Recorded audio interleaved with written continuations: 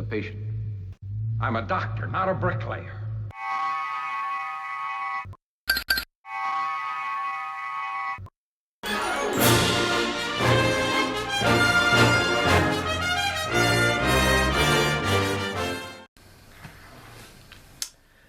How's it guys? Travis from Ostrich here. Well, a whole new build. Today I'm going to show you the unboxing of the XB-70. I think it's pronounced Valkyrie. Not 100% on the pronunciation. 1:72 scale. Even though this is a 1:72 scale, it is a big model. So if this was 1:35 scale, it would be huge. It looks like a pretty good model. It's an experimental aircraft. I don't know if it was supposed to be some sort of bomber or spy aircraft or what it was made to be. I tried to look for some model builds, but there's not much out there. I didn't find anything. Found two, but they don't really show the build. The one bloke just does the unboxing and nothing else, and then the other bloke just shows you basically a slideshow of pictures of stuff which is done already. He doesn't show you how he does it or why he does it. So I'm gonna try and get this model as accurate as possible. Find some videos and stuff, see what I can find. But other than that, she looks pretty awesome. A huge aeroplane. Apparently, it sounds like she was twice the size almost of a Concorde, or at least that's what I understand. Whether I'm right or not, I'm not sure. But she is pretty big. When she's finished being built, she is 78.6 centimeters long. So that is pretty big. That is 786 millimeters long. So that's just a couple of millimeters short of 1 meter. So pretty big model. Well, let's get over to the unboxing. Be back now. Okay guys, there's the top of the box with a nice picture of the aircraft. I'm not sure if she's taking off or landing, but a beautiful aircraft. Here at the back she's got a total of 6 engines. On the back of the box, it's got some nice pictures. It's got this picture and this picture is slightly big on this side, but when I pulled that off, instead of cutting it, I pulled it off and I kind of messed up the picture on the side. It's got these two actual photographs of the aircraft. So that's what's on the back. On the sides is just basically the same as what's on the front. Over there you can see where I accidentally damaged the picture.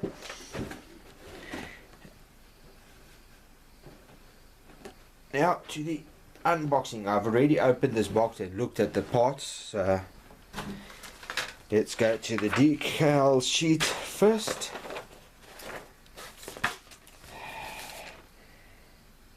There we go, some pretty nice decals.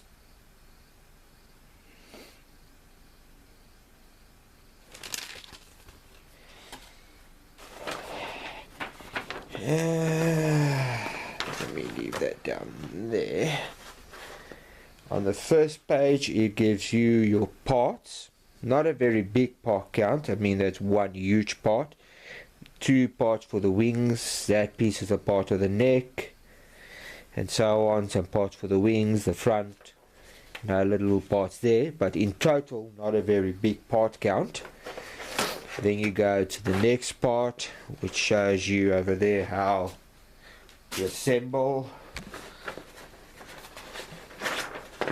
Some more parts over there showing you how to assemble over there, and then finally to there. Then on that one over there you can see putting some more parts together, and then final assembly basically there, and then location of all your decals and what colors must go where. On this page here it gives you all your different paint colors, and that's about it. Pretty basic instructions.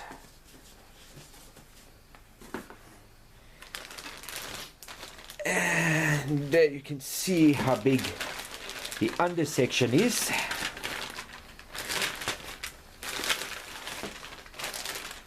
Put that down there. That's a part of the wing. This is the top side. Detail's pretty good. Got some intakes and stuff.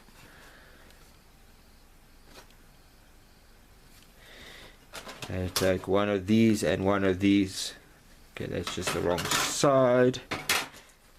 Basically that part and this part, and put them together.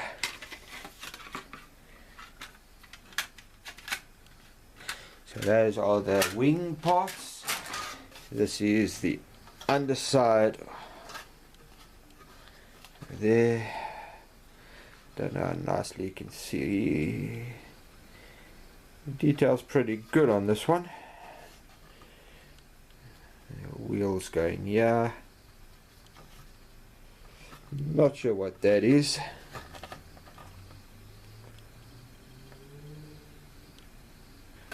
So that is the under part.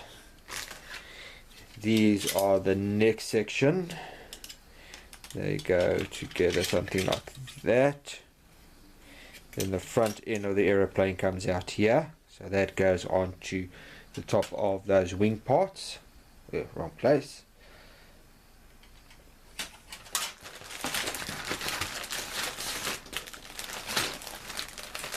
And the most important part of the plane, where the pilot sits. The cockpit is located in that area. Now the wing part's there. There's a door nicely engraved into it. That piece over there obviously goes into the neck part, so you have to build this piece together first, and then those parts will have to go over there and go into positions. So that's that part.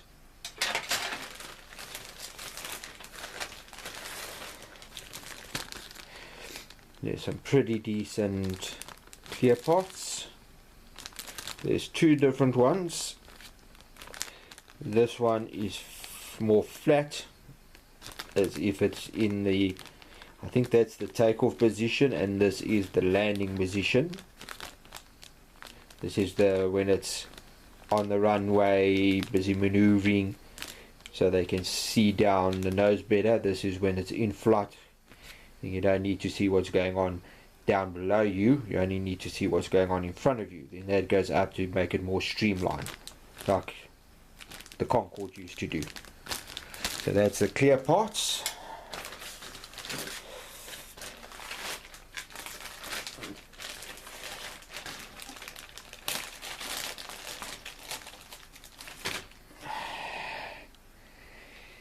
And there we go, there's the two tail fins. Two tails, some other funny little gadgets that's got to go on.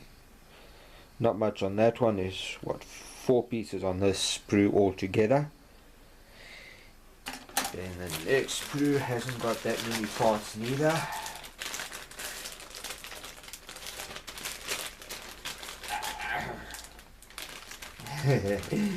And of course the bag is catching on every little piece of plastic that's sticking out. A total of 2, 4, 6 parts on that one as well.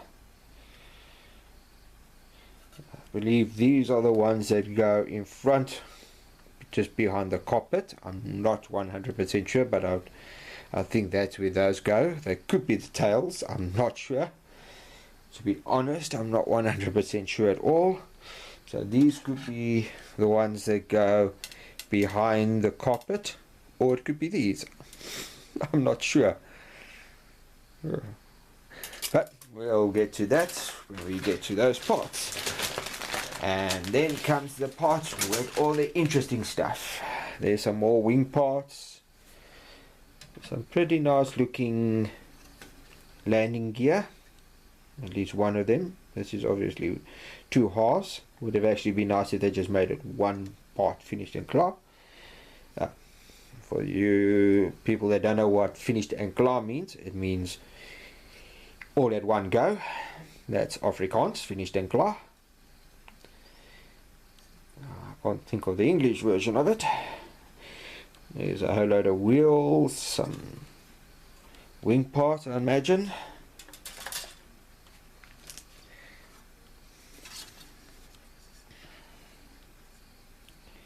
There's some more landing gear, some more wing parts, some funny little gadgets, some more wheels. And then comes to the business end. There's the seats for the pilots, the cockpit parts, part of the nose, the engine parts, the engine guns, and I would imagine that would be the front wheel with another little funny gadget there, which I have no idea what it is. And that is all the parts. So not a very high part count. I haven't counted to see exactly how many parts, but it looks like maybe somewhere in the area of 46, give or take. I see this one here, it says marked number 46, so it looks like 46 parts in total, because these aren't marked like the Enterprise A, B, C and D. This is just marked numbers. So the largest number I find is 46, so it looks like there's 46 parts in total, which is not that much if you go by some models. So that's it for now. Be back now. Well guys, that's the Valkyrie. She's going to be quite a nice build. I don't know how long it will take. I know my friend Trevor is also building this particular aircraft. He started with his already. He's done some video. I'm not sure how much work he's still got to do on his. He said he's going to put his up, but his isn't going to be quite the same type of way I'm going to build mine. I'm going to build mine and video it step by step. The cockpit, putting the parts together, where his will be more, I think, like he did on, I think it's the Terminator, where he shows pieces of the build, explains what he did and stuff like that. I think he'll do it like that. I don't know when he'll get back to his Valkyrie, but this is going to be quite a nice model. It's going to be quite a big model. If you take it, this piece over here is the length of my forearm plus my hand. Plus you still got to put this piece somewhere over there. So you're looking at a pretty decent model. I haven't decided whether I'm going to make it with the landing gear down or make it look like it's flying and actually hang it from my ceiling. I'm not going to be putting lights in this. I'm not going to be lighting this one up. One of the reasons is getting power into it for lighting it up, and there won't be that much to it except for the engine roaring, but then I'd have to build it that it's standing. Otherwise I'd have to try figure out a way to get power into it, and To tell the truth, I'm not really in the mood for doing another light build at the moment. I just feel like building something straight out of the box as is, no modifications. So that's what I'm going to do with this one. Just going to do a straight old-fashioned build. If the plane had better views into the carpet, I would have built it so the carpet lights come up, so you can see all the instrument panels glowing. But the fact that you most probably won't see that well inside, you won't see the panels that well, I've decided just to make it a static model, finished and clear, no fancy lights or anything, just plain old out of the box. So that's everything for this reveal, out of the box review. I hope you guys enjoy this video. To everybody that commented on the Enterprise build, the aircraft carrier, thank you very much for all your nice comments and little tips. It was a fun build. I hope you guys really enjoyed it. In some ways I wish I could actually rebuild it, but no, I don't think I want to build another one. So unless of course I manage to find the World War II Enterprise aircraft carrier, then I will definitely do another model build like that, but I don't think I'll build that one again. But anyway, enough of me rambling and making a noise. Thanks for watching the video. Subscribe, leave a comment. I hope you enjoy this model. I don't think it's going to be a very big build. Some people say there's a lot of seam work, but I'll have to see what my seam work is like, what the gaps are like once I put it together. So until next time guys, happy modeling and live long and prosperous. Cheers.